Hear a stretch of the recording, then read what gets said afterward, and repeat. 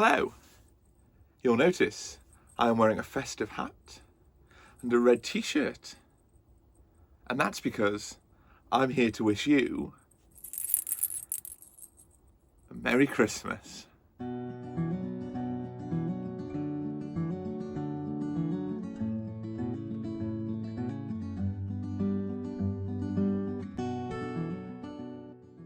So this year obviously has been a really weird one. We're going to hear that loads over the next few days, and we already have heard it loads. And another thing that we've heard loads is the phrase Christmas is cancelled. Now, I woke up the other morning, saw that Christmas was cancelled, very panicked. So I rang some priests, I had a quick Zoom chat with Pope Francis. Christmas has not been cancelled. Christmas is very much still happening, and we very much still need to celebrate. At Christmas, we remember the joyful moment when God became man, the start of our salvation, when that little baby who would go on to do so much greatness, to complete miracles, to change people's lives, and eventually to die on a cross so that we could go to heaven. We remember him being born in a quiet, almost non-event. I imagine if it wasn't for the angels announcing his arrival and the star guiding the wise men, people wouldn't have known he'd even been born. God came quietly into the world. There was no great celebration. There weren't presents waiting under a tree, because the event was so much more than that. In John's Gospel it says, "For God so loved the world that he sent his only Son." Christmas is a time when we remember just how much God loves us. And I think that's really important this year. It's been a really difficult and challenging year for so many reasons.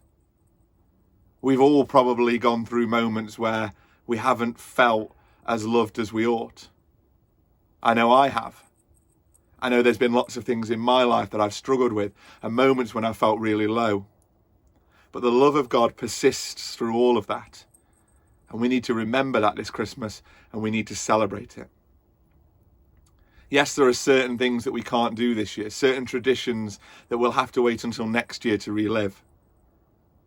But the one thing we can do is rejoice in the fact that God loves us so much that he sent his only Son into the world. And that at Christmas, that's what we remember. And we look forward to the second coming. We look forward to that time when God will come again in all of his glory. And he will triumphantly reign over all of the world, and we will be united with him in heaven. How incredible. What an incredible thing to look forward to. What an incredible thing to remember and look back at. This year's Christmas is going to be a lot simpler than normal. And that's good. It's good that we get that reminder that the first Christmas was so simple, that Jesus' arrival into this world was simple, and that God's love for us is actually quite simple. God loves us. Pray about that. Rest in that knowledge, and let that joy of God's love bring you peace and warmth this festive season. And of course, the great thing is that our churches are open. We can go and celebrate Mass together as a community. We can go and gather together and celebrate the moment that God became man. Maybe you could journey to your church and visit the crib and spend a few moments praying in front of it. Or maybe if you're not comfortable enough to go outside, that's fine. We're lucky and fortunate enough that masses from all over the world are being streamed online, and you can engage in those celebrations that way. I hope that wherever you are in the world and whatever it is that Christmas looks like for you this year, that you remember that one key truth, that God loves the world so much that he sent his only Son. And at Christmas, that's what we remember. God coming into the world.